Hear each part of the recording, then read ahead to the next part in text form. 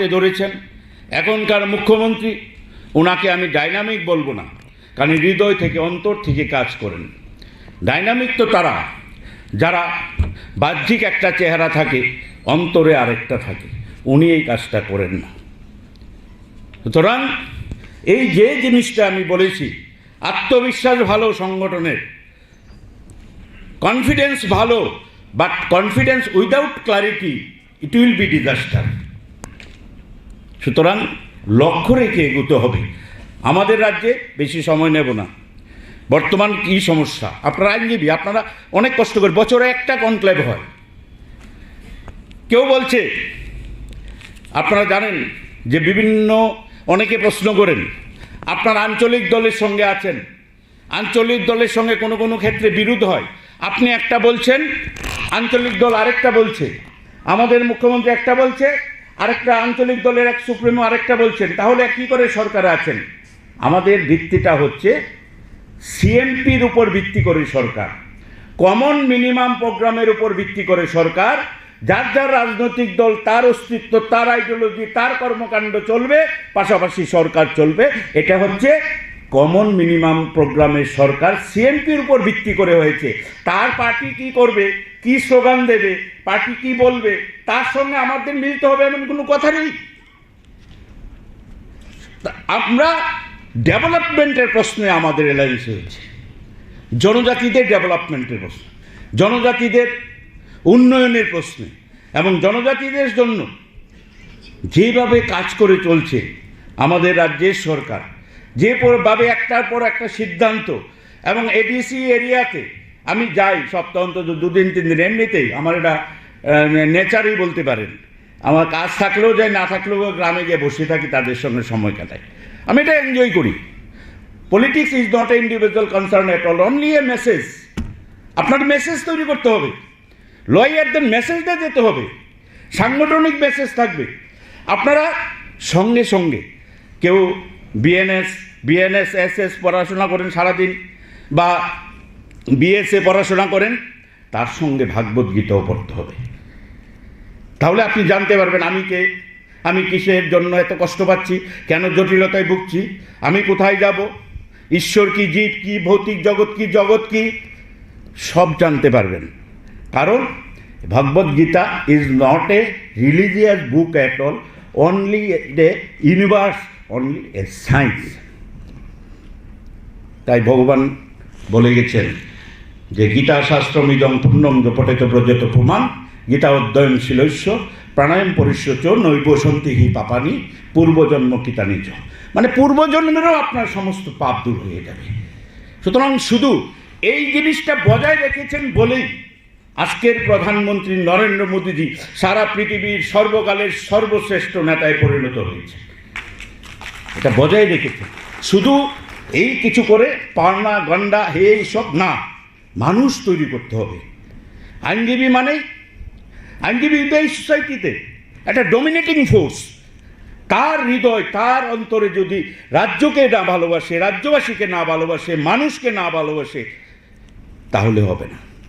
তাহলে যাই হোক, অনেক কিছুই বলার এসে যায়, মুখ্যমন্ত্রীকে মঞ্চে বসিয়ে রেখে এতটা বলা আমার পক্ষে শোভনীয় হবে না। তাই সবাইকে, আজকে যারা এসছেন সমস্ত প্রতিনিধিরা, সবাইকে, এবং মঞ্চে আমাদের মুখ্যমন্ত্রী সহ যারা আছেন সবাইকে আমি আমার হৃদয়ের অন্তঃস্থল থেকে প্রীতি, শুভেচ্ছা ও নমস্কার জানিয়ে আমার ছোট্ট দুটো কথা এখানে রাখছি। জয় হিন্দ, বন্দে মাতরম, বিজেপি লিগাল সেল জিন্দাবাদ। আন্তরিক ধন্যবাদ জানাবো শ্রদ্ধেয় শ্রী সুমন মহোদয়কে। এবারে আমি বিনম্রভাবে অনুরোধ করব আমাদের আজকের অনুষ্ঠানের প্রধান অতিথি তথা রাজ্যের মাননীয় মুখ্যমন্ত্রী প্রফেসর ডক্টর মানিক সাহা মহোদয়কে আমাদের সকলের উদ্দেশ্যে কিছু বলার জন্য।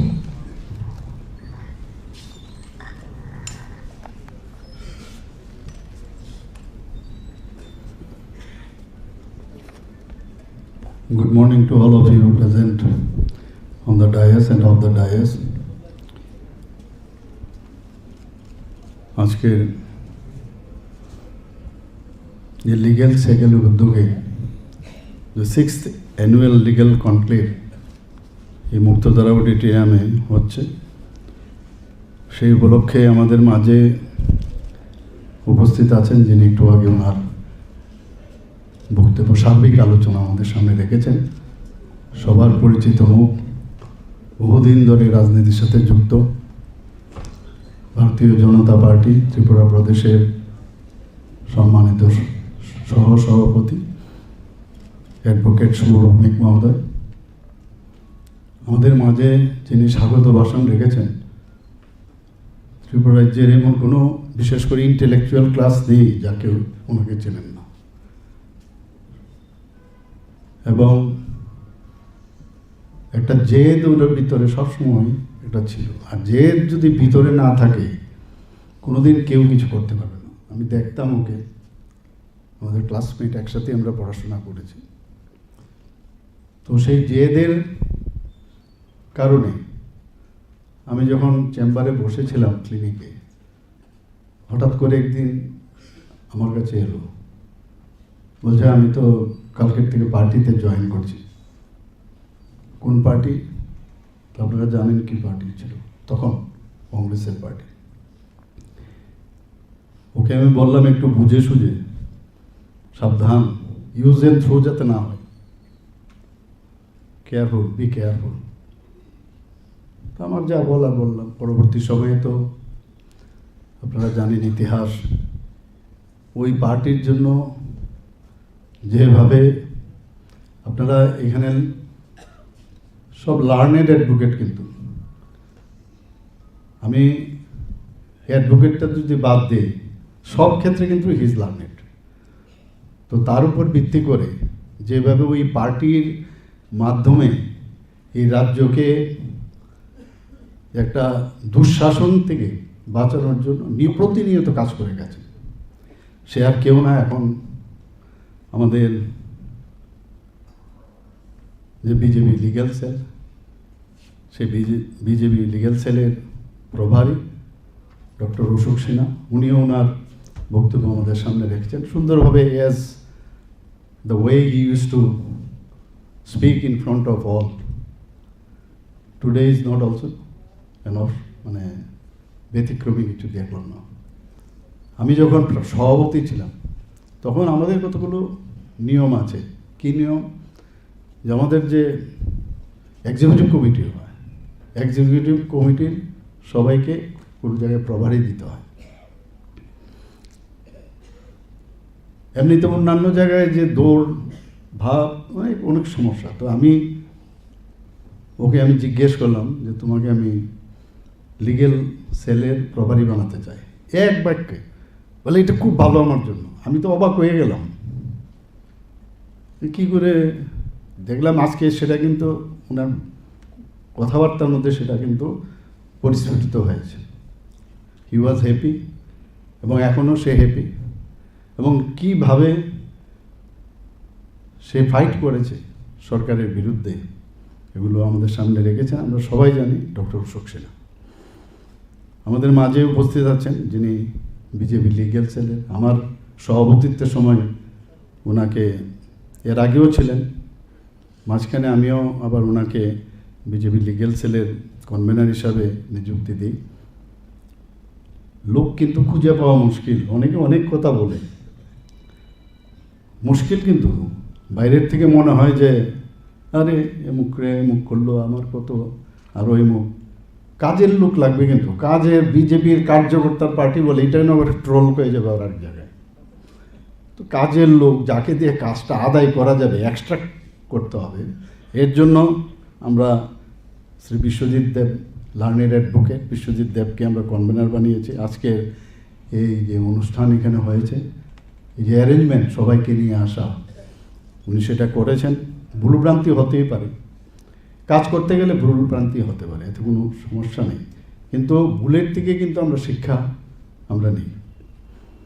কিন্তু আমরা জানি যখনই কোনো ঘটনা হয়, ওই খুঁজতে থাকি কোনো জায়গার মধ্যে লক্ষিন্দরের ছিদ্র আছে কিনা। তো মানে এগুলো না ভুলে আমরা চিন্তা করতে হবে যে ভাই অলওয়েজ এনকারেজ, না খুব ভালো হয়েছে, খুব ভালো হয়েছে। তাহলে এটা যে দূরত্ব যেটা হয়, সেই দূরত্বটার থেকে আমরা দূরে থাকতে পারবো, এবং আরও বেশি আমরা কাছে যেতে পারবো। আমরা এখানে যারা বিজেপি লিগ্যাল সেলের যারা সদস্যরা আছেন, লার্নেড অ্যাডভোকেটরা আছেন, তাদেরকে আমি মানে এখানে দেখতে পেয়ে নতুন নতুন যারা অ্যাডভোকেট হয়েছেন তারাও এখানে একটা বিরাট সংখ্যক এখানে এসছেন, এবং অন্যান্য যারা ডিস্টিংগুইশড গেস্ট, মিডিয়া বন্ধুরা, সবাইকে আজকের এই 6th অ্যানুয়াল লিগ্যাল যে কনক্লেভ 2025 আমাকে এখানে আমন্ত্রণ করার জন্য উপস্থিত থাকতে পেরে এবং আপনাদের সবাইকে হার্দিক অভিনন্দন ও শুভেচ্ছা জানাচ্ছি। লিগ্যাল বিষয়ে আমিও কিন্তু আপনাদের এই যে অ্যাডভোকেটদের পাশে বাড়িতে তাদের অনেক সময় গেছি, মশার কামড়ও খুব খেতে হয়েছে আমার, মানে বহুবার। আমি কিন্তু প্রচুর কেস করেছি, সুবলও জানে, আমার বন্ধুবর ডক্টর অশোক সিনহাও জানে। এবং একাও একটা সময় ছিল যে সবাইকে নিয়ে একটা যে এই ধরনের যে অরাজকতা তার বিরুদ্ধে সাপ্রেশনের যে বিষয় ছিল তার বিরুদ্ধে প্রতিরোধ করা। দেখা গেল এমনই একটা অবস্থা থাকে যে দেখা গেল একাই থাকা যায়, পরে সব কিন্তু চলে যায়। ইভেন যদি কথা বলে আমার সাথে কেউ, তার চাকরি চলে যাবে, এমন একটা অবস্থা। কিন্তু আমি কিন্তু একা ফাইট করে গেছি। বিভিন্ন আপনাদের যে অ্যাডভোকেটরা আছেন বিভিন্ন জায়গায়, এখানে একটা সমস্যা, আর এই মুখের কাছে গেছো, এর থেকে তো ভালো, তো কনফিউজ কিন্তু ক্রিয়েট হয়। কারণ হারলেই বিপদ আর জিতলে ফাইন। আমি অনেক অ্যাডভোকেটকে দেখি 100টা কেসের মধ্যে একটা কেস খালি জিতলো, পত্রিকার মধ্যে কিন্তু ফলো প্রচার, এবং এগুলো লাইন থাকে অনেক সময় নিউজ পেপারের কারোর সাথে। কিন্তু আমি একবার ওই সেই বিশিষ্ট একজন, আমি নাম বলবো না এখানে, আমি গিয়ে বললাম, দেখুন আমরা তো ডাক্তারি করি, কিন্তু আমাদের কিন্তু 100টা কেসের মধ্যে যদি একটা খারাপ হয় তাহলে কিন্তু এই ডাক্তার খারাপ, আর আপনাদের বেলায় 100টার মধ্যে যদি একটা ভালো হয় তাহলে আপনি লার্নেড অ্যাডভোকেট, খুব নাম করা অ্যাডভোকেট। এইসব আমি ওনাকে জিজ্ঞেস করেছিলাম, ওইগুলো তো যেগুলো হেরেছেন এগুলো তো বলা উচিত আপনার, তো ইউ আর অল রেসপেক্টেড। এবং কিছু কিছু জিনিস আমি এখানে লিখে নিয়ে এসেছি।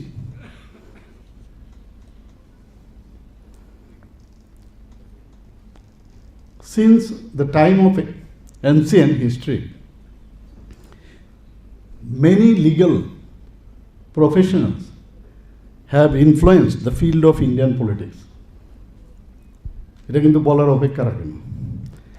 আমরা যদি আমাদের দেশের প্রথম তিনি রাষ্ট্রপতি হয়েছিলেন রাজেন্দ্র প্রসাদজির থেকে শুরু করে জওহরলাল নেহরু, আমাদের পূজ্য বাবুজি মহাত্মা গান্ধী, সর্দার বল্লভভাই প্যাটেল, সুষমা স্বরাজ, অরুণ জেটলি, রামবিলাস পাসওয়ান, ডক্টর শ্যামা প্রসাদ মুখার্জি, সবাই জানেন, স্যার আশুতোষ মুখার্জির কৃতি সন্তান,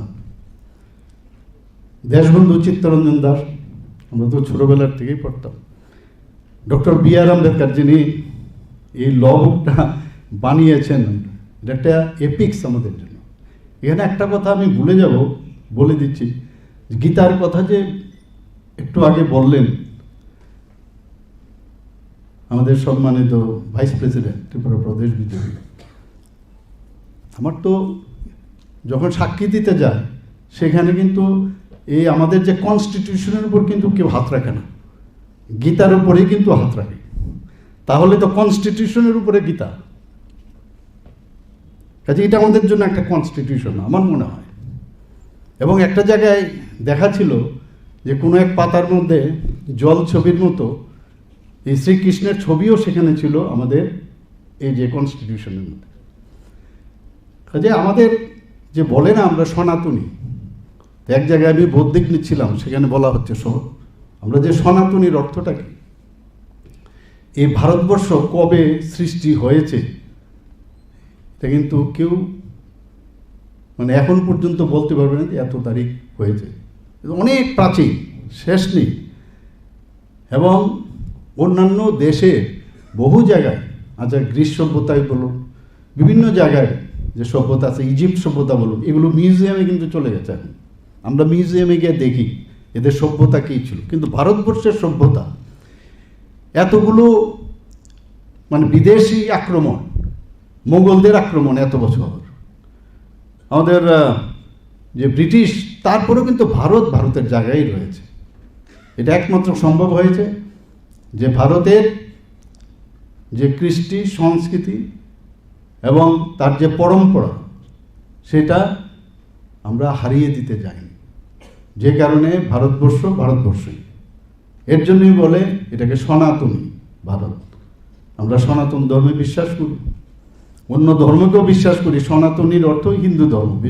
আমাদের বিবেকানন্দজি যখন চিকাগোতে গেলেন, এবং আমরা সবাই জানি যে যখন উনি কিন্তু একটু মানে অস্থির থাকতেন, হি ওয়াজ ইন ফিক্স, এটা মনে হতো ভগবান আছে এদিক সেদিক। আমরা সবাই জানি ইতিহাস। এক ইংরেজ সাহেব ওনাকে স্কটিশ চার্চ কলেজে খুব সম্ভব ওনাকে বললেন, আরে তো ওনাকে জিজ্ঞেস করলেন, sir whether there is existence of God or not. তো বলে আমি তো বলতে পারবো না, তবে একজন ব্যক্তি আছে, আপনারা যদি যান, তুমি যদি যাও তাহলে খুব ভালো। বলে ওই রামকৃষ্ণ পরমহংসদেবের নাম শুনেছি, যাও। তো গেল সেখানে, কিন্তু first impression is the last impression. এই পাগলা কিসিমের একটা লোককে দেখে হি ওয়াজ নট হ্যাপি, তো চলে আসলো। যখনই উনি গেলেন তো বললেন, নরেন তুই এতদিন ধরে কোথায় ছিলি রে, তোর জন্যই তো আমি অপেক্ষা করছিলাম। তারপর আবার চলে আসলো। কিন্তু একটা সবসময় একটা আমাদের যে এই ভারতবর্ষতে একটা স্পিরিচুয়াল বিষয়, আমরা কিন্তু সেটা ভুলে যাই। আমরা এখনও সার্জারি যখন করি, আমি জানি না আপনারাও কোর্টে যাওয়ার আগে হয়তো নিশ্চয়ই আপনারাও একবার ভগবানের স্মরণ করে, আপনারা খুব কমপ্লিকেটেড যদি হয় নিশ্চয়ই আপনারা যান। তো সেই জায়গায় দাঁড়িয়ে সে যখন আবার গেল, গিয়ে জিজ্ঞেস করলো যে ভগবান না, উনি যাওয়ার পরেই ওনাকে জিজ্ঞেস করলেন যে বুঝেছি ভগবান নেই, এই তো ভগবান কোথায়, এর জন্য এসছিস তো তুই? বলে হ্যাঁ। ওর বুকের মধ্যে খালি হাতটা রেখেছে, পুরো ব্রহ্মাণ্ড পুরো দেখিয়ে দিল। ব্রহ্মাণ্ড ওর হাত, অনেকে বলছে পা দিয়েছে ওর বুকের মধ্যে, অনেকে বলছে হাত দিয়েছে, কিন্তু পুরো ব্রহ্মাণ্ড যখন দেখলো সে বুঝলো যে এই ভারতবর্ষটা কোন জায়গায়। যে কারণে চিকাগোতে গিয়ে এই রামকৃষ্ণ পরমহংসদেবের আশীর্বাদ নিয়ে যখন আমেরিকাতে গিয়ে বললে, brother and sisters of America, আমরা সবাই জানি ভারতবর্ষের যে তার যে এসেন্স অফ লাইফ, সেটা যখন সমস্ত ধর্মের প্রতি তার ভারতবর্ষ যে তার যে অনার আছে, সেটার উপর ভিত্তি করে যখন বললেন, আজকে এই ধর্মসভার মধ্যে ভারতকে সারা পৃথিবীতে জানিয়েছেন। তো সেই জায়গায় আজকে আমাদের এই যে ভারতবর্ষ, যখন বর্তমান মাননীয় প্রধানমন্ত্রী নরেন্দ্র মোদীজি, আরেক নরেন্দ্র, সেইভাবেই কিন্তু প্রতিষ্ঠিত করার চেষ্টা করছেন। অনেক সময় দেখবেন আপনারা ইলেকশনের আগে উনি কোথায় চলে যাচ্ছেন, গিয়ে ধ্যান করছেন। এর কিন্তু একটা আলাদা শক্তি, কিন্তু এরকম না দেখানোর জন্য। আমরা এখনও যদি মন্দিরে যাই, আমাদের যদি ত্রিপুরা সুন্দরী মন্দিরে যাই বা যে কোনো মন্দিরে, সেখানে গিয়ে এক এক সময় আমি দেখবেন আপনারা সব, সেটা মন্দিরেই হোক, মসজিদে হোক, বা আপনার মানে সেই যীশু খ্রিস্টের দর্শন করতে যান চার্চে, এটা কিন্তু গম্বুজ আকৃতির হয় সব।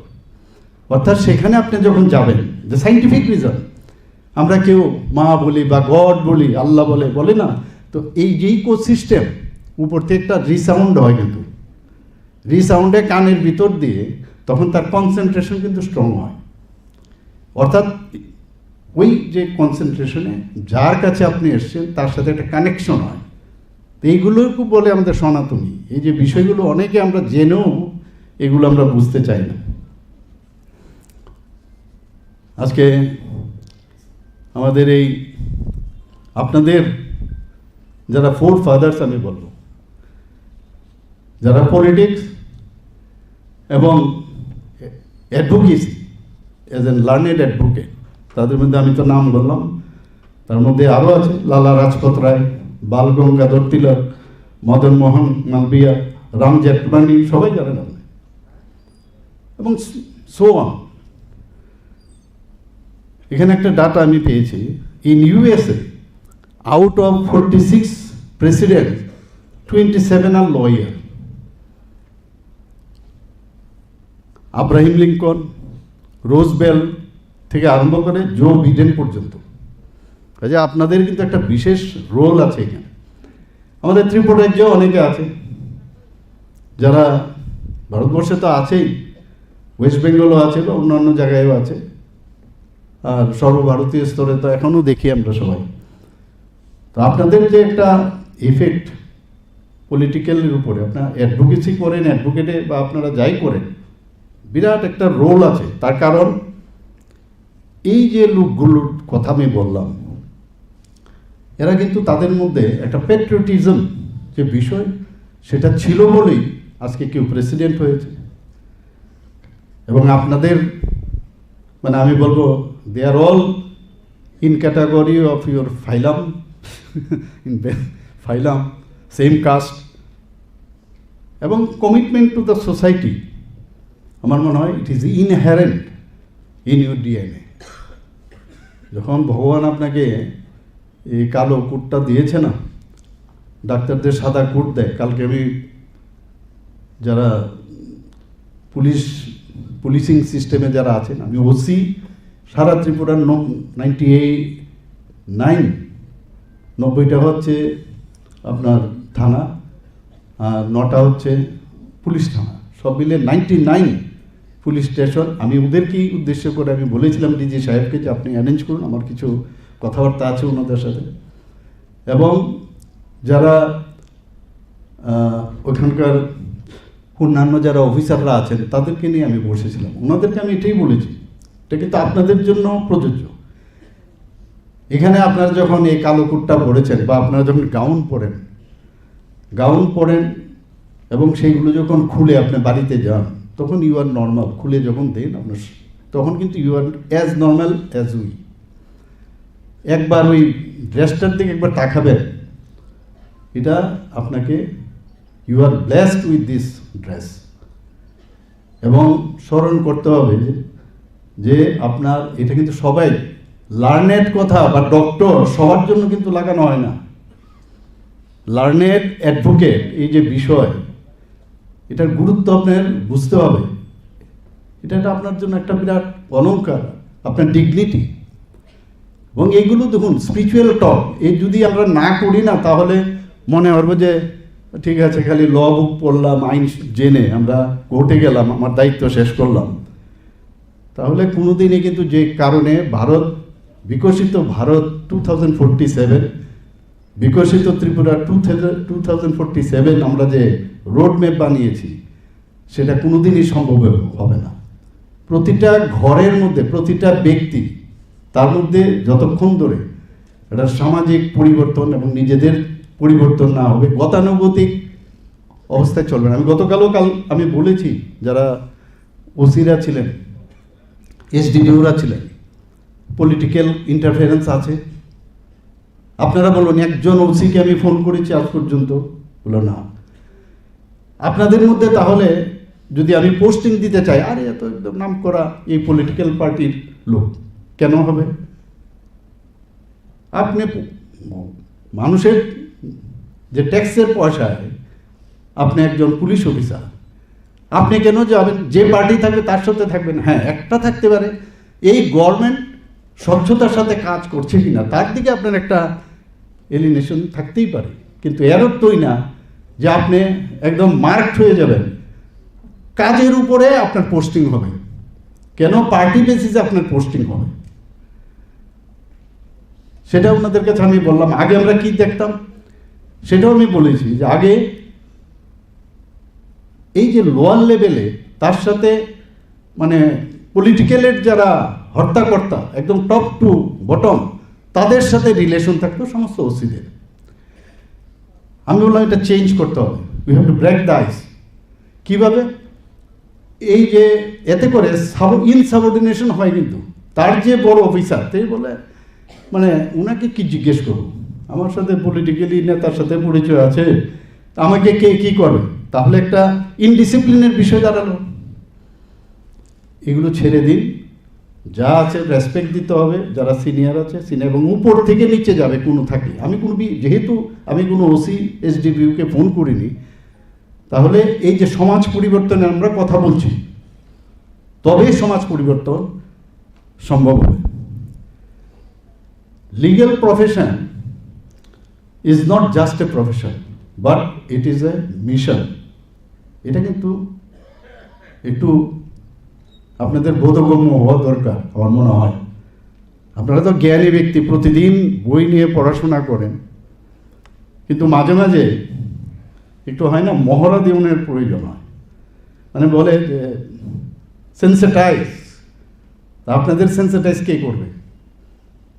এটাই একটা ওয়ার্কশপের মতো, আজকে এখানে বসে একটা সেন্সিটাইজেশন যে একটা প্রোগ্রামের মতো আমার মনে হয় সেন্সিটাইজ করা। এবং আমাদের যে এই ত্রিপুরা, আমাদের গভর্নমেন্ট টু এনশিওর জাস্টিস, আমরা সমস্ত জায়গায় অ্যাট দ্য ডোর স্টেপ আমরা কিন্তু কোর্ট খুলেছি। আমরা ত্রিপুরা সরকার বিভিন্ন একদম সাব ডিভিশন লেভেলে আমরা সেই কোর্টগুলো আপনারা সবাই জানেন। এতে করে মানুষ আগে কী করতো, আগরতলা আসতে হবে বা ডিস্ট্রিক্টে আসতে হবে, সাব ডিভিশনের লেভেলে আমরা এই বিভিন্ন যাতে, এবং তাতে করে কর্মসংস্থানের সুযোগ হচ্ছে। শুধু অ্যাডভোকেট না, ওখানে তাদের সাথে যারা আদার যে হেল্পিং যারা আছেন হ্যান্ডস, তারাও কিন্তু সেটার মধ্যে যুক্ত হচ্ছেন। এবং আমি বারবার বলছি, যেহেতু এটা পলিটিক্যাল অর্গানাইজেশন, আমি বলবো আমাদের ভারতীয় জনতা পার্টি, যে law and politics are deeply intertwined. এখন এখানে যারা বসে আছে পলিটিক্যাল পার্সন, আপনারা যদি বলেন যে না আমরা তো, ওনারা পলিটিক্স করুক, আমরা নেই, আমাদের কাজ হচ্ছে কোর্টে যাওয়া ইত্যাদি করা। কিন্তু আপনাদের যখন ইনফ্লুয়েন্সের কারণে কোনটা ঠিক, কোনটা সঠিক, কোনটা বেঠিক, এগুলো কিন্তু ডেইলি আপনাদের যদি আলোচনা না হয়, আমি শুনি অনেক কথা, কোর্ট চত্বরে বসে, টেবিলে বসে অনেক ধরনের কথা চলা হয়, এটা তো ঠিক না, বাঞ্ছনীয় না। এখানে তো একটা, মানে আমি সব জায়গায় বলি, এগুলো কিন্তু টেম্পল।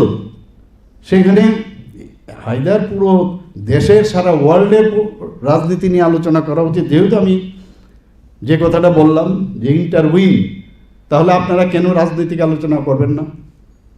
কারণ আপনাদের যে দক্ষতা একজন অ্যাডভোকেটের, যেভাবে আপনারা এত পড়াশোনা করেন, এবং বিভিন্ন ওয়ার্কস অফ লাইফের পিপলস আপনাদের কাছে কিন্তু আসে, আপনারা সমাজের এত যে বিষয়গুলো আপনাদের কাছে আছে, অন্যদের কাছে কিন্তু সেটা আসবে না। কিন্তু ডাক্তারের কাছে যখন আসে, সে তার রোগ সম্পর্কে বিভিন্ন, যত রোগী দেখবে তার তত বেশি এক্সপিরিয়েন্স হবে। আপনাদের কাছে কিন্তু বিভিন্ন ওয়ার্কস অফ লাইফ, বিভিন্ন কর্নার থেকে লোক আসে বিভিন্ন সমস্যা নিয়ে, গার্হস্থ্য সমস্যা, খুনের সমস্যা, জায়গা নিয়ে সমস্যা, এবং অদ্ভুত যেটা অন্য কারোর কাছে নেই। কাজে সেই জায়গায় দাঁড়িয়ে আমার মনে হয় আপনাদের যে অভিজ্ঞতা, সেই অভিজ্ঞতার মাধ্যমে, এবং প্রতিদিন মানে আমি কালকেও সেটা বলেছি ওখানে, প্রতিদিন আপনি কি কেস করলেন, কি লিখলেন, কি ড্রাফটিং করলেন, আপনার জুনিয়রদের কি দিলেন, এগুলোর কিন্তু অনেক সময় দেখা যায় বলছে ড্রাফট, যে লিখছে আপনার স্টেনো, দেখা গেল উল্টো লিখছে, আবার চেঞ্জ করো, ভালোভাবে লেখা হচ্ছে না। এবং কিছু আমি দেখেছি এরকম অ্যাডভোকেটের কাছে, যে বললাম পরে ও কানেই শুনে না, কারণ অনেক বছর ধরে ওর সাথে। আমি বললাম যে আরে এবার তো আপনার আননেসেসারি, আপনি এক্সস্টেড হবেন, কারণ বহুদিন ধরে ওনার সাথে আছেন। তো এতে করে কিন্তু এক কাজ যেটা একদিনে সম্ভব, সেটা দেখা যাচ্ছে 4 দিন।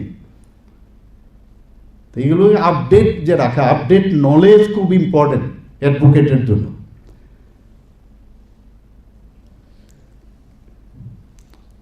এবং the relation between politics and law has both a progressive functions and a safeguarding function.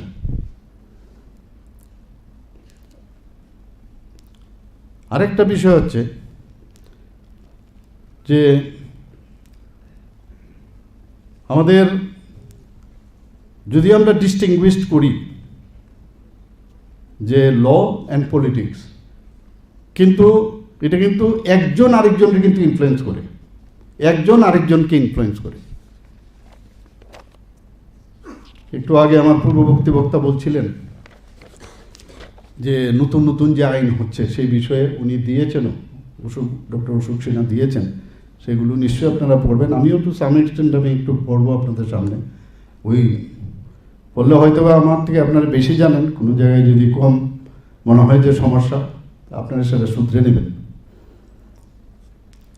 শুধু তাই নয়, এই যে পলিটিশিয়ান যারা আছে এবং যারা লেজিসলেটিভ আছে, অনেক সময় দেখা যায় যে পলিটিশিয়ানরা লেজিসলেচার যারা মানে আইন বানাচ্ছেন তার কাছে কিন্তু তাকে বোঝাতে হচ্ছে যে না, তোমার আইন যে তৈরি করেছে এটা ঠিক না। এই যে একটা রিলেশন, সেটা আমার মনে হয় যে আমাদের প্রতিদিন এইগুলোই ওই কোর্ট চত্বরে এইগুলোই আলোচনা করেন প্লিজ, আর যাতে না শুনি যে আপনার তো 14 গোষ্ঠী ইয়ে করছে, এইসব উল্টাপাল্টা বলছে এই মুখে আর নিজের দরকারই পড়ে না। এটা কিছু কিছু জিনিস কমিউনিস্টদের শেখার, আমার মনে হয় অনেক কিছু শেখার আছে। বলে না, এক শেয়াল বললে আরেক সব শেয়াল এক কথা উক্কা বলে। আমাদের এখানে কিন্তু গণতন্ত্রের কারণে, কারণ ওনাদের তো গণতন্ত্র হয় না, যে একজন যে এলসিএম যে কথাটা বলেছে একদম উপর অব্দি একই কথা বলে। আমাদের গণতন্ত্রতে কিন্তু আবার একটা সমস্যা আছে, অ্যাডভান্টেজই সবচেয়ে বেশি, যে যা যা খুশি বলার অধিকার আছে। ওই ফান্ডামেন্টাল রাইটস আবার টেনে নিয়ে আসে। ফান্ডামেন্টাল রাইটসের অর্থই নাকি যে আমি যা খুশি বলবো তাই বলবো। তো এগুলো নিয়ে অনেক কন্ট্রোভার্সি হচ্ছে। এবং লয়ার্স, কেন আমি বলছি লয়ার্সদের যে quality, the lawyers spend a lot of time with one problem, what I already have said, that and analyze it with in every angle. বিভিন্নভাবে, যে আমি যদি এটা যদি আমি প্রেজেন্টেশন করতে যাই বা যখন আমি আর্গুমেন্টে যাব, তো এইরকম বিভিন্ন অ্যাঙ্গেল দেখে, বিভিন্ন ল দেখে, যেভাবে অন্য কোনো প্রফেশনে সেটা হয় না। এবং তার জন্যই লয়ারদের সাথে এত বেশি তারা ডিফারেন্ট ডাইমেনশনালে ওনার চিন্তা করতে হয়, যে কারণে পলিটিক্সের সাথেও এদের একটা অঙ্গাঙ্গিভাবে জড়িত। Lawyers have the ability to pursue their points to others while speaking. They are used to work with people from all classes of society, what I've said, and that is required for becoming politicians. And lawyers have an understanding of how laws are made. So when they got to work with legislature, it is quite a cakewalk for them. যেটা আমি বলেছি এগুলোই আমার মনে পড়েছে, এর জন্য আগে আমি বলে দিয়েছি। আমাদের যেটা আমি আগেও আবার বলেছি, যে আমাদের যে ইন্ডিপেন্ডেন্স, যদি লয়াররা না থাকতো, এই যে সুইট টেস্ট অফ আজকে ইন্ডিপেন্ডেন্স, সেটা কিন্তু কোনোদিন, তাদের বিশাল একটা অবদান আছে। এদের সম্পর্কে আপনারা নিশ্চয়ই সবসময় কথা বলবেন। তো এটা কেন কন্টিনিউ হবে না? আমাদের ত্রিপুরা রাজ্যের কি হাল হকিকত ছিল 35 বছর আর 5 বছরে। 5 বছরে কংগ্রেসের যেভাবে ওরা, মানুষ কিন্তু বিশ্বাস করেছিল যে একটা ঠিক আছে, একটা পার্টি, এদের তো অনেক দিন হলো, তো তাদেরকে আনা, কিন্তু ওরা ধরে রাখতে পারেনি। কালকেও একটা দেখছিলাম টিভিতে, আমাদের ইউনিয়ন ডোনার মিনিস্টার বলছেন, they have missed the train and the train is going fast,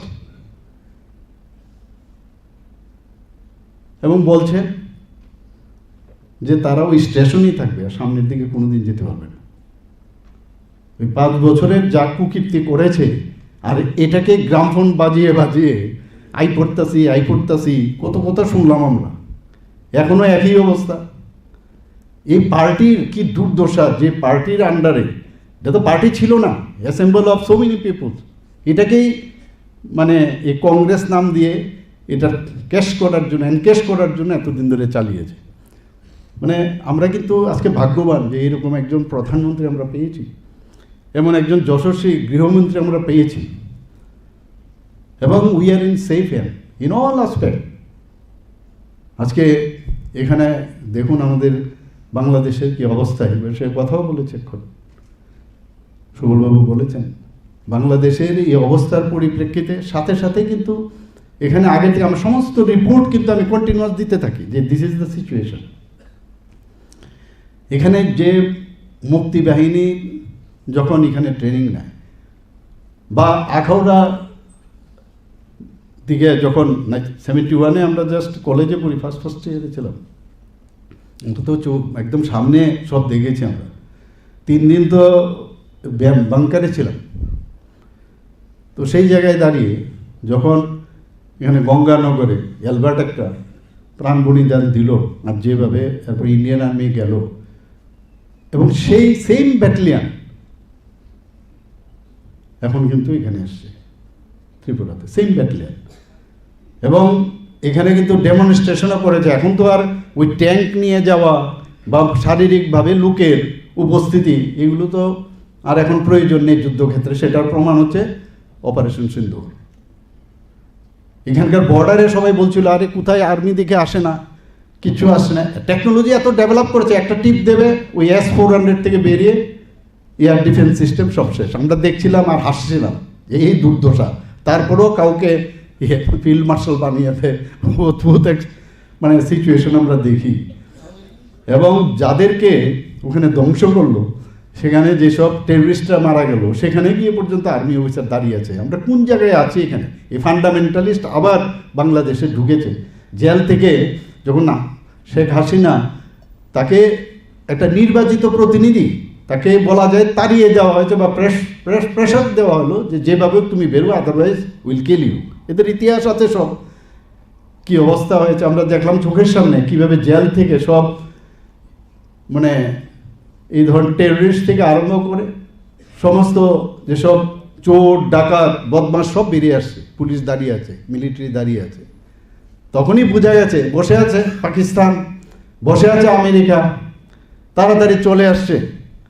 এবং ওনাকে তো পাঠিয়েছে এই কারণেই, এটা তো আগের থেকে ফিক্স করা। এখন যিনি অ্যাডভাইজার, উনি তো প্ল্যানিং করেই পাঠিয়েছে। সেটা আমরা নেপালেও দেখেছি।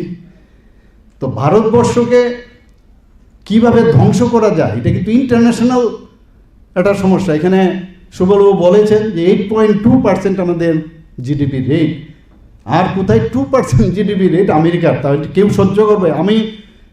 একটা কথা আছে না, নাইজার সেনবি, আমার দুঃখে আমার প্রতিবেশী সুখী, আমার সুখেতে প্রতিবেশী দুঃখী। এই যে বিষয় আজকে চাইনার থেকে আরম্ভ করে সব, আর সেই জায়গায় মাননীয় প্রধানমন্ত্রীজি যেভাবে দেশকে শক্তিশালী বানিয়েছেন, ইন্ডিজিনাস এভরিথিং হচ্ছে এখন। কারণ আগে কিছুই করেনি।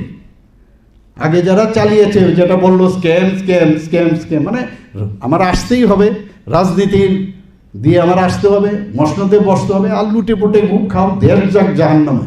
হাজার হাজার বর্গ কিলোমিটার এখনও চাইনার অধীনে রয়েছে।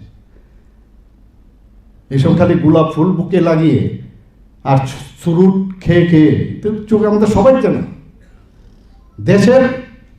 এবং 2014-এর আগে তো এই দেশ টিকবে কি টিকবে না এরকম অবস্থা ছিল। পার্লামেন্টে আগে গলা কেটে আমাদের BSF জওয়ান আর্মি তাদের ভারতবর্ষে ফেলে দেয়। মুম্বাইয়ের আপনারা চিন্তা করুন কি অবস্থাটা ছিল। কোনো আইন, ইন্টারন্যাশনাল ল এইসব আমরা শুনি, কিন্তু কোথাও তো কোনো বিচার হয় না এখনো। কালকেও দেখলাম বিশ্ব ইউনাইটেড নেশনস থেকে হুঁশিয়ারি দিয়েছে বাংলাদেশে যে এই নৃশংসতা ডেমোক্রেসির জন্য কোনো অবস্থায় এটা মানা যায় না। কথা বললে হবে না, অ্যাকশন করতে হবে।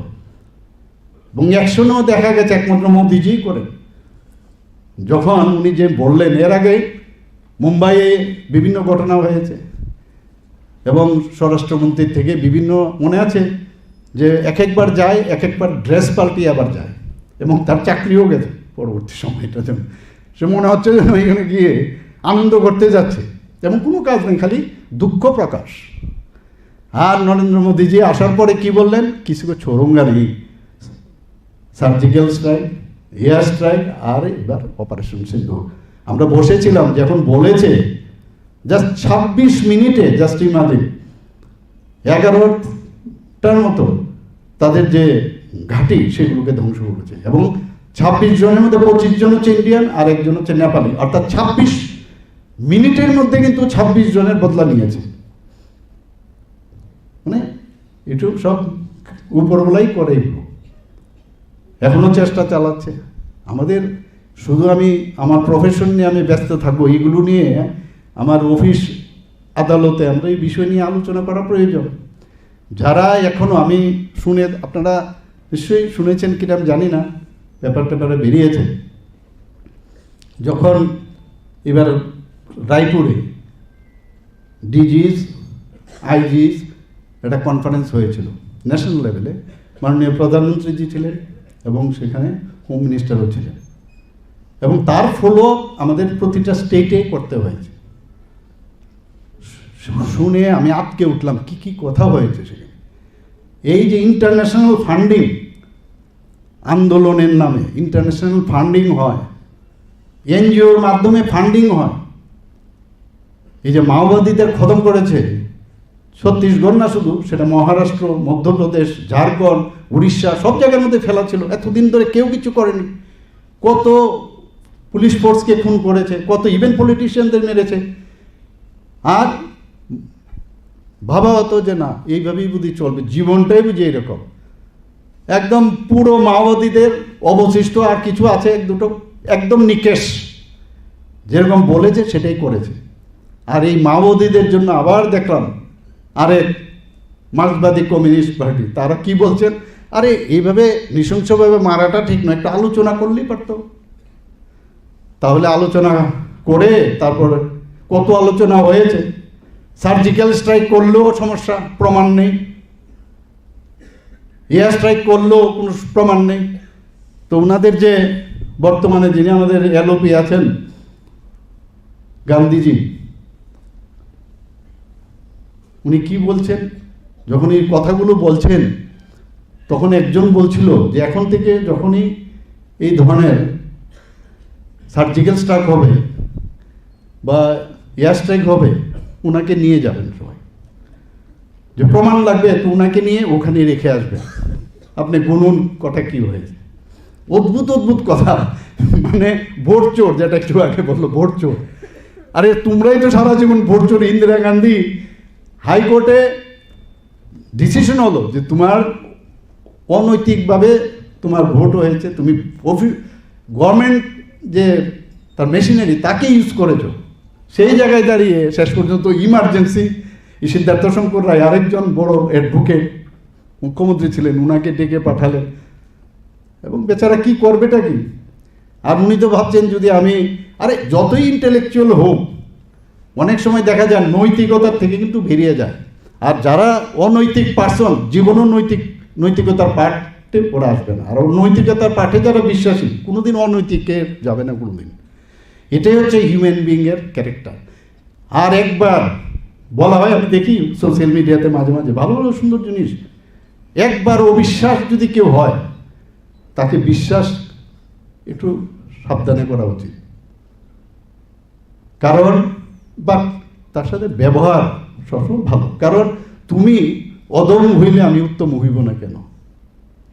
আমরা আমাদের যে কালচার, আমাদের যেভাবে ব্রিং আপ করা হয়েছে, সেই কথায় আমরা সবার সাথে ভালো ব্যবহার করব। কিন্তু এটা কিন্তু বারবার করতে পারি এই লোকগুলো যতক্ষণ ধরে নিজেকেও রিমডেলিং না করবে,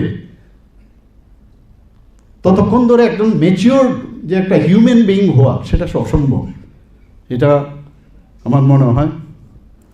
এবং law is an essential tool for any government. Law is nothing but common sense. আমি তো প্রায় বিভিন্ন সময় যখন আমি শুনি, আমি একটু বিরক্ত হয়ে যাই, কিন্তু আমি তো আনকোর।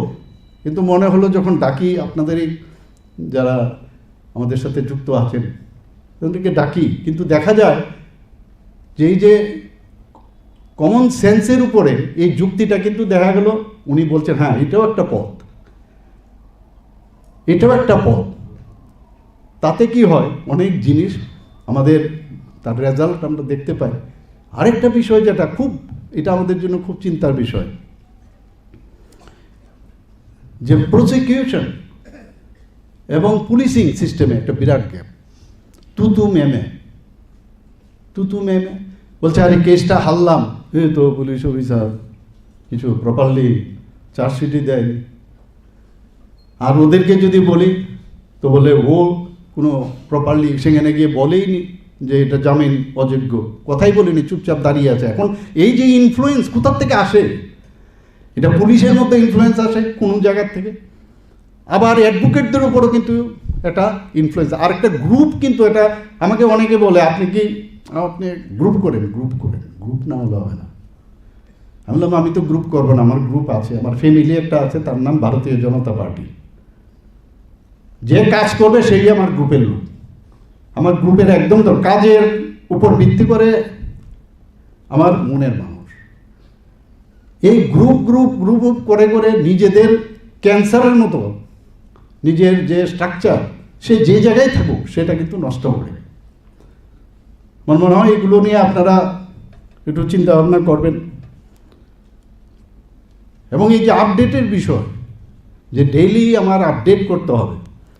আমি গেলাম, কোর্ট থেকে বেরিয়ে গেলাম, গিয়ে যদি এখন খালি বাড়ি ঘরের কথা চিন্তা করি শুধু, আর কিছুটা অন্তত সময় দিয়ে, ঠিক আছে, মক্কেল অনেকের বেশি আসে, অনেকের খুব কম আসে, কিন্তু তারপরও একটু অন্ততপক্ষে এখন যেহেতু আপনার সোশ্যাল মিডিয়ার যুগ, নেটের যুগ, আপনাদের এই লাইনে যখন বসবেন তখন আপনি লেটেস্ট যে ডেভেলপমেন্ট এবং তার ট্রেন্ডটা কী এবং দ্য টেকনোলজি, সেগুলো কিন্তু অনেকটা বেশি আপনার করাতে হবে। আর জ্ঞানের উপরে আর কিচ্ছু হতে পারে না। যত বেশি আপনি জানবেন, অজ্ঞানতার থেকে জ্ঞান বৃদ্ধি হবে, তত বেশি কিন্তু আপনার কনফিডেন্স লেভেল বাড়বে।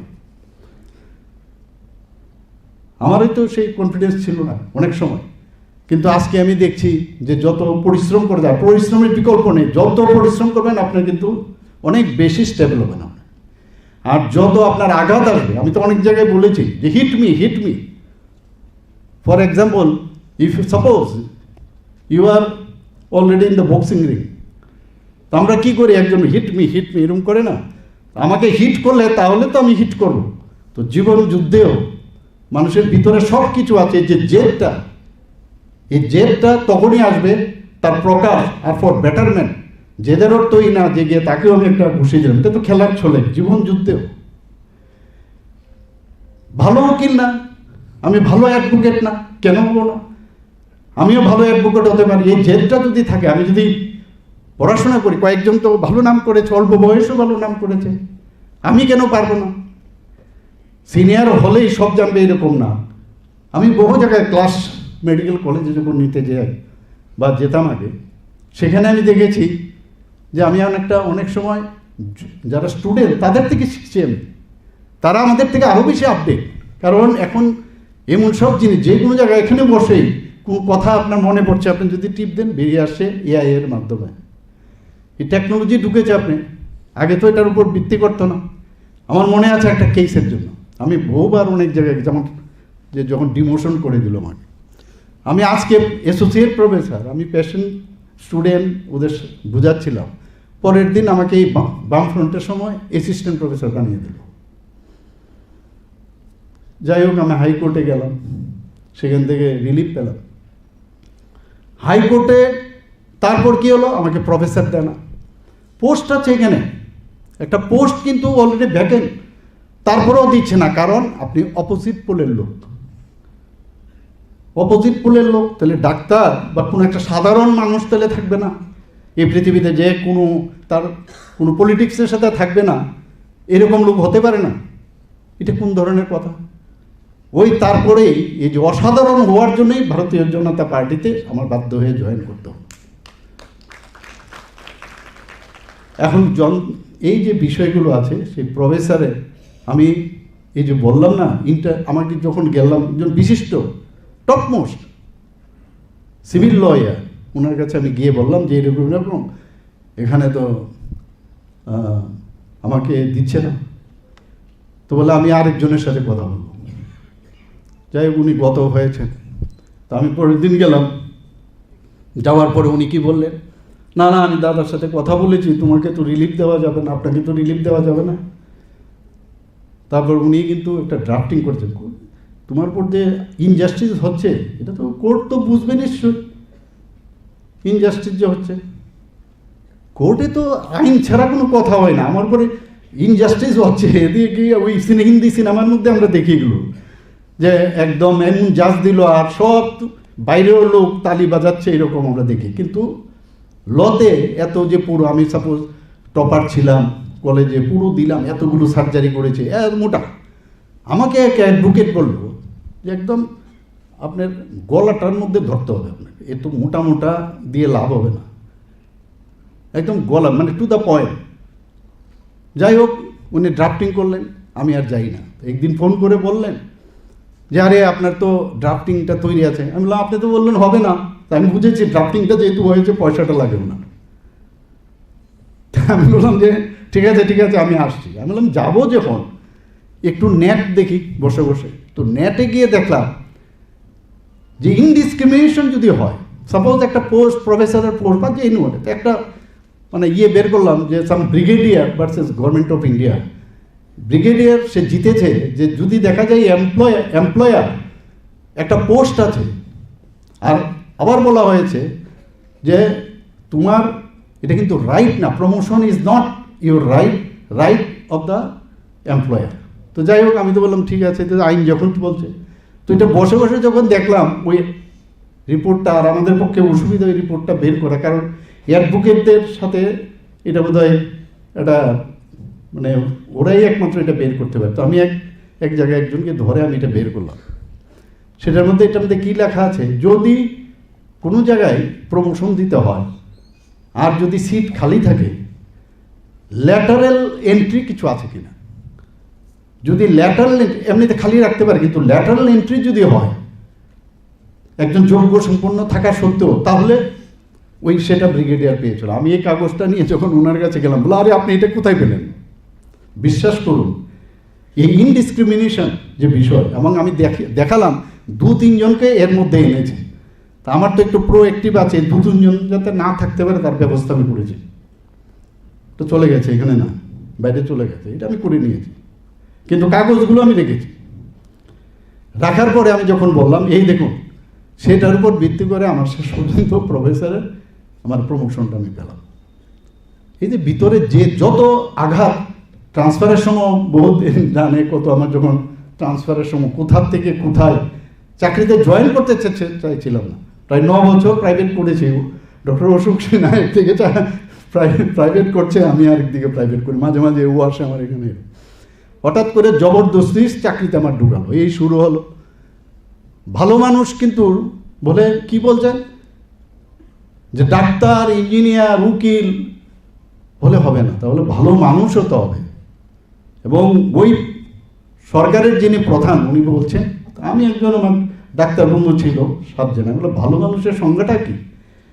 বলে তুমি বুঝলে না, ভালো মানুষের অর্থাৎ সিপিএম করো, সিপিএম করলেই ভালো মানুষ হতে হবে। মানে এই যে একটা অরাজকতা অবস্থা, খিচুড়ি কমিটিরও যদি কেউ হয় সেখানেও ওদের লোক থাকতে হবে, ক্লাবের মধ্যেও তাদের লোক থাকতে হবে। Congress have missed the train, তারা কিন্তু হারিয়ে ফেলেছে, আর ওই স্টেশনই আছে না। আর ভারতীয় জনতা পার্টির নেতৃত্বাধীন সরকার এত স্পিডে যাচ্ছে, ডাবল ইঞ্জিনের সরকার, ধরতেও পারবে না কোনোদিন। ওই মাঝে মাঝে ফোনে কথা বলবে, কেমন আছো, ভালো আছো কিনা, দেখলাম যেমন এরকম আজকাল উল্টাপাল্টা আসছে, এরকম মানে ফোনের পলিটিক্সও এখন দেখছেন। তো এইভাবে তো চলবে না। আমরা তো ডেলি এখানে ডেভেলপমেন্টের বিষয়ে অলরেডি কথা বলেছে, কতগুলো ডেভেলপমেন্ট আমরা করেছি ত্রিপুরাতে, এই বিষয়ে আমি নাই গেলাম। এই ত্রিপুরা রাজ্য যেভাবে ডেভেলপ করছে, আপনি গতকালও দেখেছেন মাননীয় প্রধানমন্ত্রীজি ওনার ভাষণে ওয়েস্ট বেঙ্গলে, যাইয়ে আপ লোক ত্রিপুরা মে যাকে দেখিয়ে ডেভেলপমেন্ট কিসকো कहते हैं। আমাদের জন্য এটা গর্বের বিষয় না? আমরা কি বলি যে এতগুলো, উনি নিশ্চয় ওনার ইনফরমেশন তো অনেক স্ট্রং। আজকে জিএসডিপির কথা বলুন, নর্থ ইস্টার্ন জোনের মধ্যে আমরা সেকেন্ড হাইয়েস্ট, পার ক্যাপিটা ইনকামে যদি দেখুন আমরা সেকেন্ড হাইয়েস্ট। আমাদের নীতি আয়োগ আমাদের বলছে এখন ফ্রন্ট রানার স্টেট, তাতে এমনিতেই হয় না। আমরা পঞ্চায়েতে যদি দেখি 7-7টা আমরা পঞ্চায়েতে মানে সর্বভারতীয় স্তরে একটা ছোট্ট রাজ্য, থার্ড স্মলেস্ট স্টেট সেখানে, এবং এত ডেভেলপ রাস্তাঘাট। আমি জানি আগরতলা সবার একটু প্রবলেম হচ্ছে, কিন্তু যখন হয়ে যাবে দেখবেন কত ভালো লাগবে আপনাদের। একটু কষ্ট হয় প্রথম আমি বললাম আপনারা ওখানে লাগান এবং সাংবাদিক সম্মেলন করে বলুন, এবং এইখানে এটাই হচ্ছে সিজন। আমি বলছি না 100%, যেটা সুবলবাবু বলেছেন যে আমরা যেভাবে মাননীয় প্রধানমন্ত্রীজিকে আমরা দেখে কিছু শেখার চেষ্টা করি, যেভাবে আমরা কাজ করছি, এবং যেহেতু আপনারা এখানে কিন্তু অ্যাডভোকেট হিসাবে এসছেন, কিন্তু এই পার্টিকে কীভাবে স্ট্রেংথেনিং করা যায় এটা হাটে, সেটা ঘাটে, আপনার কোর্ট চত্বরে যেখানেই যাবেন সেইগুলো আপনাদের বলা উচিত আমার মনে হয়। এবং এখানে একটা মানে স্বামী বিবেকানন্দের যে একটা কথা বলে, আমি এখন যে নতুন যে আইন হয়েছে সেই বিষয়ে আমি নাই গেলাম মানে প্রচুর, কারণ অনেক সময় আমি এমনিতেই কথা বলে ফেললাম যে ভারতীয় ন্যায় সংহিতা এবং ভারতীয় নাগরিক সুরক্ষা সংহিতা, ভারতীয় সাক্ষ্য নিয়ম। আমি বলবো আপনাদের প্রতিদিন এভরিডে পড়ুন, এত সুন্দর যে এই যে আপনার এত বছর ধরে যে ব্রিটিশদের যে কলোনিয়াল যে লগুলো সেই 1800 শতাব্দীর সেই লগুলোকে এই যে রিফর্ম করা, আপনারা শুনে খুশি হবেন। আমি মাননীয় প্রধানমন্ত্রীজির সাথে লাস্ট যখন দেখা করেছি বললেন ত্রিপুরা তো ভাই একদম ফার্স্টে, এবং লেটারও আপনারা নিশ্চয়ই দেখেছেন যে ত্রিপুরার রিফর্মের মধ্যে ত্রিপুরা কিন্তু first state in the country. তো এই যে রিফর্ম করেছে যে কত দিনের মধ্যে অ্যারেস্ট করতে হবে, অ্যারেস্টের আগে মানে তাকে মানে জানাতে হবে, এবং যে কোনো জিরো এফআইআরের এখন ব্যবস্থা আছে, যে কোনো জায়গার থেকে সে এফআইআর করতে পারে অন্য জায়গার থেকে হলেও। এত দিনের মধ্যে চার্জশিট দিতে হবে। আগে যেমন আমি চার্জশিট নিয়ে বলছি এত আপনি পারবেন না, you will be fired if you don't do it, এই আইনে। আমরা কিন্তু এখনও গতানুগতিকভাবে চলবে না কিন্তু আলটিমেটলি আপনার এটা এভরিডে প্রতিটা লাইন এত সুন্দর। উইমেন্সদের জন্য প্রোটেকশনের জন্য কথা বলেছে, কোনো র্যাপ কেস হয়েছে সেখানে মহিলা অফিসার থাকতে হবে, মহিলা অফিসার যদি না থাকে তাহলে একজন পুরুষ মানুষ সেখানে তার সাক্ষ্য গ্রহণ করবে, সাথে একজন মহিলার প্রেজেন্স থাকতে হবে, এবং সমস্ত চার্জশিট থেকে আরম্ভ করে তার সমস্ত রিপোর্ট যিনি মানে অলরেডি মানে ভিকটিম তাকেও দিতে হবে, এবং যাকে অ্যারেস্ট করা হলো তাকে দিতে হবে, এবং একদম নির্দিষ্ট টাইম লাইন দিয়ে দিয়েছে যে টাইম লাইনের মধ্যে এই কাজগুলো করতে হবে। খুব সুন্দর, মানে ভাবা যায় না কত সুচিন্তিত চিন্তাভাবনার পরে মাননীয় প্রধানমন্ত্রীজির নেতৃত্বে এগুলো করেছে। সত্যি এক এক সময় খুশি হয়। আপনারা আমার থেকে নিশ্চয়ই এর মধ্যে ট্রেনিং অনেকে পেয়েছেন, ট্রেনিং দেওয়া হয়েছে, পুলিশদেরও ট্রেনিং দেওয়া হয়েছে, আপনারা আরও বেশি। আর এখন তো ট্রেনিং না দিলেও আপনারা নিজেরাও যদি চেষ্টা করেন অনেক কিছু জানা যায়। আমি একটা উদাহরণ আপনাকে দিচ্ছি, ট্রেনিং ছাড়া নিজে সেলফ মেড পার্সন করে না, সেলফ ম্যান নিজেও করা যায়। I was an athlete, 1500 metre, 800 metre, 5000 metre, 10,000 metre আমি দৌড়াতাম, ন্যাশনাল মিটও করেছি। একদিন গেলাম ব্যাডমিন্টন খেলতে, তা আমি তো স্পোর্টসম্যান, আমার সাথে কেউ খেলে না। কেন? আরে আমরা এনএস কোচ ব্যাডমিন্টন মণিপুর থেকে এসছে, ওনার আন্ডার আমরা প্র্যাকটিস করি, এ তো কী খেলবে? তো থাকে না যে ভালো প্লেয়ার যে ট্রেন, তার সাথে অর্ডিনারি প্লেয়ারের সাথে কী হবে? তো শেষ পর্যন্ত আমার কিন্তু ওই যে হিট করলো, কিন্তু আমাকে হিট করার পরে আমি ওই বীরচন্দ্র লাইব্রেরিতে গিয়ে দেখলাম হঠাৎ করে ব্যাডমিন্টন মামাবাবুর ব্যাডমিন্টন খেলা। আমি নিয়ে আসলাম, এটা ল্যান্ড করে পড়লাম। পরে আমি ইভেন যেখানে লন টেনিস ইউজ করলাম instead of normal racket, badminton racket, কারণ আমি ভাবলাম যে এটা দিয়ে যদি আমি খেলতে পারি আমার মধ্যে আরও স্ট্রেংথ অনেক বেশি স্ট্রং। ব্যাকহ্যান্ড আমি এটা দিয়ে যখন আমি প্র্যাকটিস করলাম ওয়ালের মধ্যে বসে এবং স্প্রিন্টারের হিসাবে আমি কাজ করলাম, ফুট ওয়ার্ক কীভাবে করতে হবে, সেন্টার অফ পজিশন কী হতে হবে, এগুলো সব যখন আমি জানলাম বইয়ের থেকে পরে আমি প্র্যাকটিস করলাম। বিশ্বাস করো, আমি যখন আমার বড় ভাই সে অনেক বছর ধরে সে কিন্তু ওএমসিতে খেলে, সে এসছে ওই যেহেতু সে চ্যাম্পিয়ন, তো সেমিফাইনালে আসার পরে যখন খেলা শুরু হলো, যারা আমাকে এটা বলেছে মানে আমার উপর ডিপেন্ড করছে ওকে কি শূন্যতে হারাবো না একে হারাবো, এরকম একটা অবস্থা, ওই যে জেদ ভিতরে। এবং সেই বছর আমি যখন ফার্স্ট সিঙ্গেল গেম হয় আমার ভাইয়ের সাথে, আমি ফার্স্ট গেম আমি খুব ফার্স্ট, কিন্তু খুব মানে ফিনিশিং করি খুব স্ট্রংলি, কিন্তু ওর যে টেকনিক, যে ডিফেন্সিভ সিস্টেম, সেটা ওয়াইএমসিতে বড় বড় সুব্রত ব্যানার্জি, সব কাজল ঘোষ, সাহা এদের সাথে খেলেছে। আমি ফার্স্ট গেম জিতেছি এবং প্রকাশ পার্বণের সাথেও খেলেছে। এবং এই জায়গার মধ্যে আমি যখন ওর সাথে খেলা, ফার্স্ট গেমে আমি কিন্তু ওকে আন্ডার-5 আমি হারিয়ে দিলাম, কিন্তু এই যে ডিফেন্স সিস্টেমে সে কিন্তু আমি সেকেন্ড, অর্থাৎ আমি রানার্স আপ হয়েছি স্টেট লেভেলেও এবং ডিস্ট্রিক্ট লেভেলেও। কিন্তু যেখানে আমার সে মানে ডাবলস আমি চ্যাম্পিয়ন, মিক্সড ডাবলসে আমি চ্যাম্পিয়ন, এবং যখন আমি পাটনাতে আমি গেলাম আমার নমিনেশন নিয়ে পড়াশোনা করতে, সেখানেও এই ক্যালকাটা ইউনিভার্সিটি থেকে ও ল পড়তো, ক্যালকাটা ইউনিভার্সিটি থেকে সেখানে গেছে, আমাকে হঠাৎ করে গিয়ে দেখে ডাটসন ব্যাগ নিয়ে আমি ওখানে ঘুরছি, যেখানে খেলা ওই পাটনাতেই পড়েছে।